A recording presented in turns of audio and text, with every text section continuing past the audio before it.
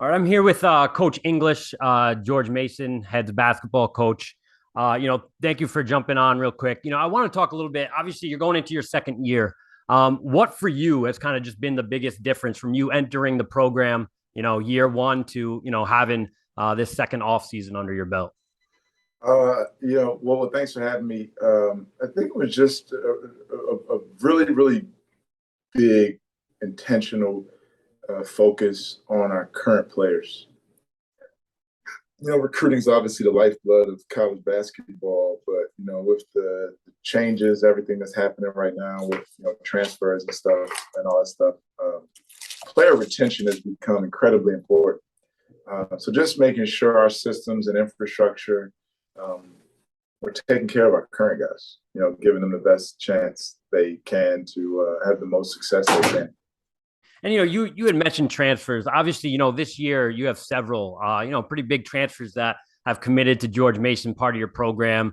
I want to talk about, what is the difference, if there is a difference between, getting a transfer and acclimating them to your program, to your, to George Mason, than a high school recruit. Obviously, they have some experience at the college level under their belt, but what is the difference? What has that been like, kind of acclimating the new guys to, what you want George Mason basketball to be about? Well, we've got transfers that, and fortunate enough, they played for Dana Altman, Rick Barnes, Mike Young, and Richard Pitino. So we know guys that are coming from good, successful programs. We have an ACC champion, an SEC champion on our team.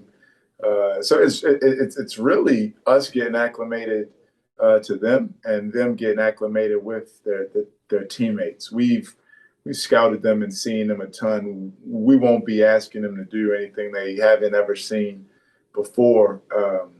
So it's been great. I mean, those two guys I just mentioned, Genica Ojiako from Virginia Tech and VJ Bailey from Tennessee, have just upped the level of our group from a standpoint of maturity and professionalism when it comes to the way they work.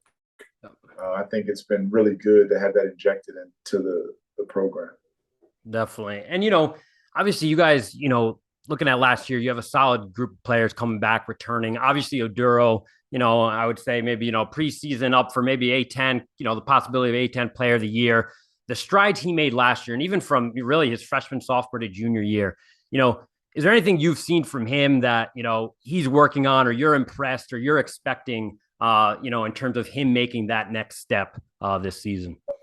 Yeah, his skill level is obvious, and that was kind of the biggest jump everyone's seen. Statistically, led the league in scoring and all that stuff. There's a lot of great players in the Atlantic 10. Yuri Collins, Kid Holmes is back, Ace Baldwin from VCU. A lot of really good players are in the league. I think Josh is one of the best for sure.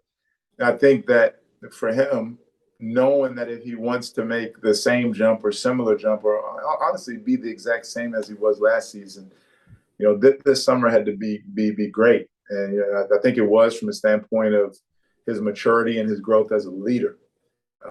It was one thing to do it from a talent standpoint, like he did in games and big moments, but now it's to bring others along, and it's stepping out and having a bigger voice in moments, having a bigger voice in time. It's doing the right things all the time. When you're the leader, you don't have time off. You don't have a time off from doing what's right. And as I think last summer, he made huge strides in his individual basketball game. I'd say this summer he made equal strides, but less about his game and just more about his aura and the ethos of who he is as a young man and an athlete. Yeah. Oh, that's awesome. Looking at last year, obviously, you guys had started strong. You guys kind of had some ebbs and flows in terms of, 3 or 4 game winning streaks, hit some blocks here and there. You finished, middle of the road in the A10. What for you, I know this might be a difficult question to answer. I'm sure it's a lot of things, but for you guys, if you're going to be successful where you want to be in the top tier of the A10, what are you guys going to be great at? What has to be George Mason basketball, when you guys step on the floor? Well, I guess in short, just looking at the outcomes of our games last season, I feel like I'm beating it to a dead horse. It's We lost 7 games by 1 possession, 7 games by 1 shot. So obviously we have to take care of the ball at a higher clip. We have to defend a lot better. And I mean, we didn't have a great percentage at the free throw line. I think if you shore up those things, I think the outcome of last season and the outcome of this upcoming season will be drastically different. No bones about it. All the few good wins we had last season, Dayton, Bonnie's, Richmond, Maryland, whatever. It was a disappointing year for our group. And we've attacked this spring, summer, and now fall with a really good focus on the little things that will help us turn the tide on a lot of those games.